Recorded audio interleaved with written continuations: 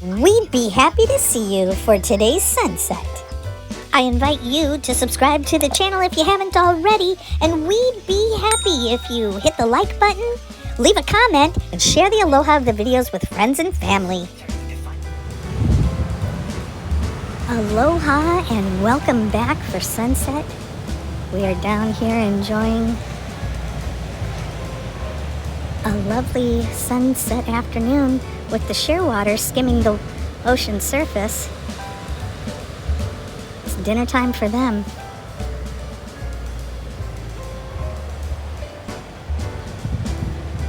And it's less than an hour until sunset. And pretty soon, the sun's going to be setting more and more towards the west side. So we want to still get some sunsets while they're going into the ocean. And that's what we're here looking at tonight.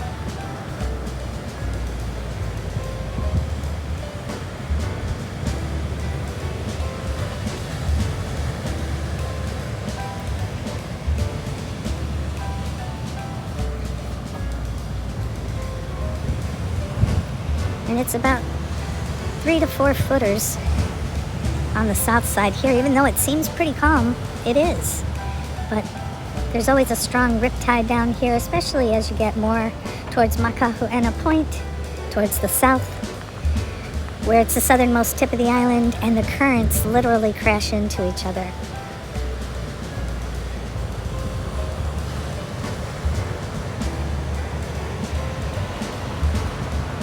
All right, it's a quiet evening here, but bound to get more and more people here as it gets closer to sunset. The tourists really enjoy coming out here to watch that. It's quite possible that the canoe clubs are out there practicing. Right out just beyond the wave there, before the horizon, you can sometimes see the boat or the paddles shining in the sun. Paddling canoe is no joke, folks. It's hardcore.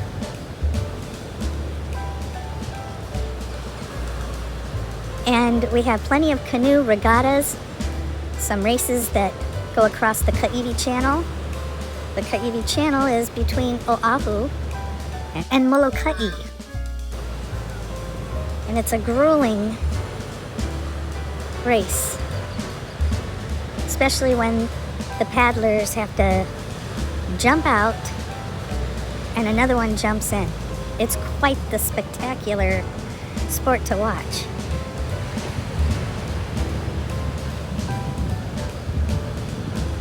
Now those most likely are the canoe paddlers from the canoe club down at Kukui'ula Harbor. Since we're only a hop, skip, and a jump from Kukui'ula.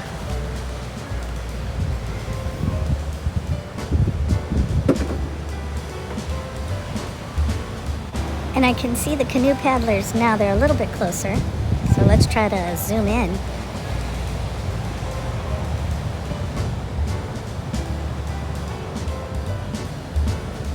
I have a feeling if they cross through the sun, there might be a silhouette of them going across.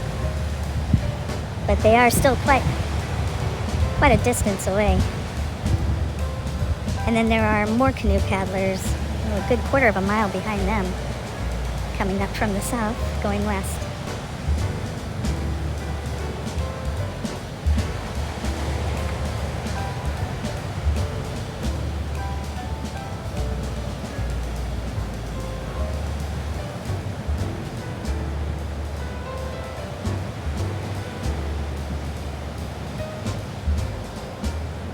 Well, this is just a postcard picture afternoon, sunset. All we need is a whale to breach. They're out here. They're out here, all right.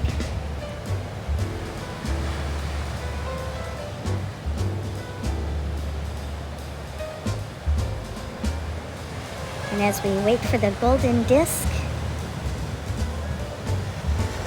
to disappear into to the horizon.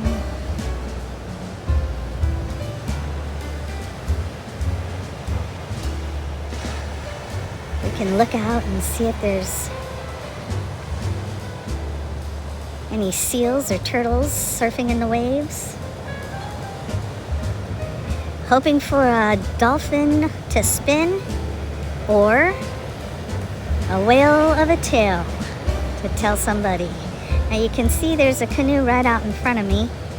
It's right out. Don't know how good it's gonna be to point it out to you guys. It's kind of right out there, directly in front of me. They're moving quite swiftly. And there's two of them out there.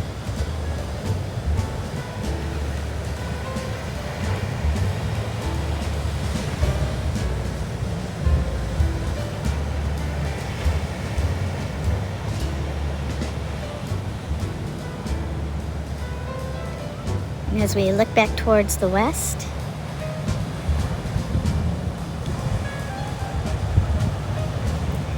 I see some splashing out there. There is a whale right out over here, people. As soon as the people walk, it's straight out.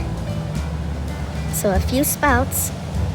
That could mean I won't see him for another 15 minutes, but I just saw some spray out there. Somebody needs to invent something so that you can see what you're recording when the sun is right in your face. A hat doesn't work. Sunglasses don't work. But I'm telling you, the people out there on the canoes, if they have a chance to see any of those sprays, or perhaps a breach, they're gonna be awful lucky people. That's a good sign for them, an ominous sign. One of the royal pieces of jewelry that an ali'i or a chief would wear was a whale's tooth carved to look like a tongue sticking out at someone.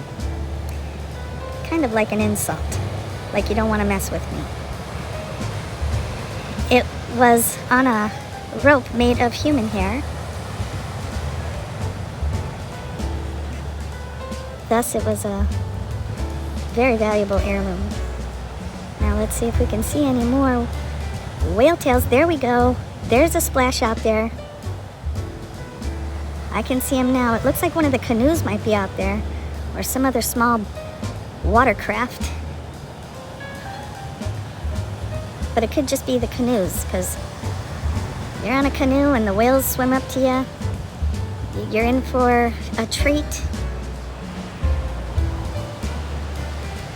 Let's take a look back over here. The whales are, I believe, moving from the west to the south, as I have seen them done on many occasions, coming from the Kaua'i channel, which is in between Ni'iho and Kaua'i, on the northwest side of the island, in which you can see from here on some days. I don't think so today.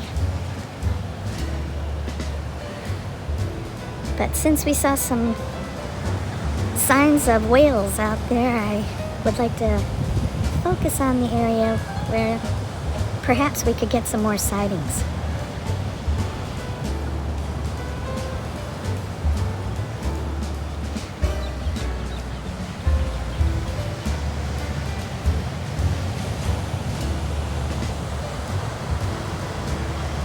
And again, Kaua'i has seen around 300 whale sightings, an account that was taken 2 weeks ago this weekend. And that is one of the highest counts on the islands. There's maybe one or two other islands with that count.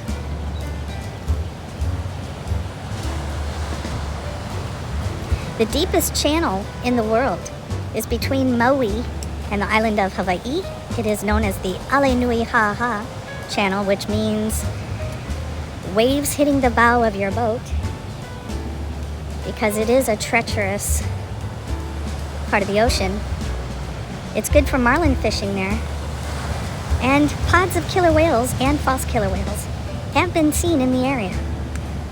So Hawaii has a little bit of everything.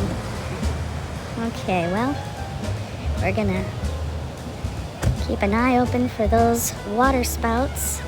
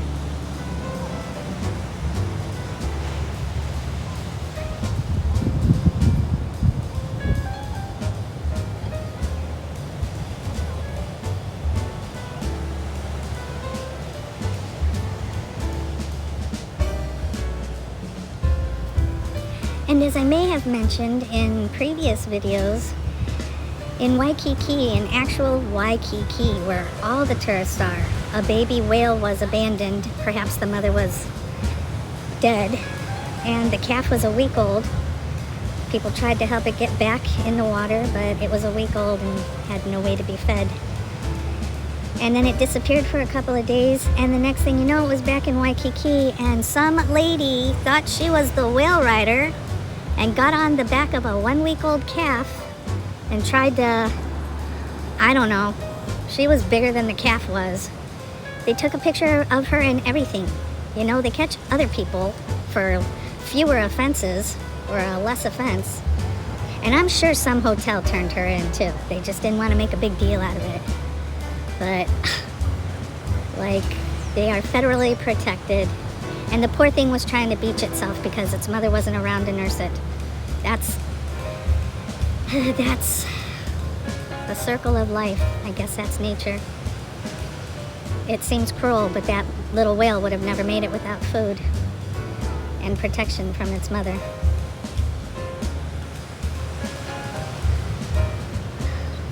And at times there are whales that are in distress from fish nets that they get caught in. So one way in which they communicate that there's danger or they're in danger is by slapping their tails. So last year there was such a case where a couple of whales were tangled in nets and slapping their tails for long distances of time, which means that's probably not a good sign.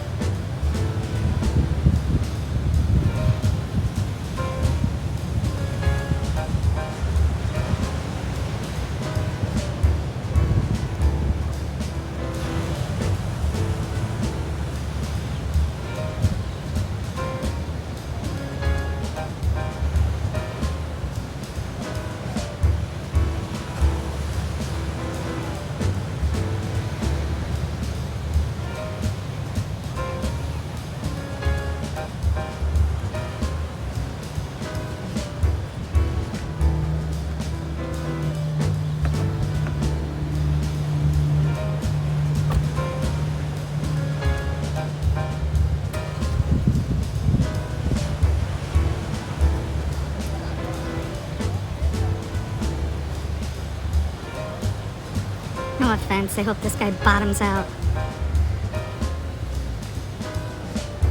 We'll talk about it after the beautiful sunset.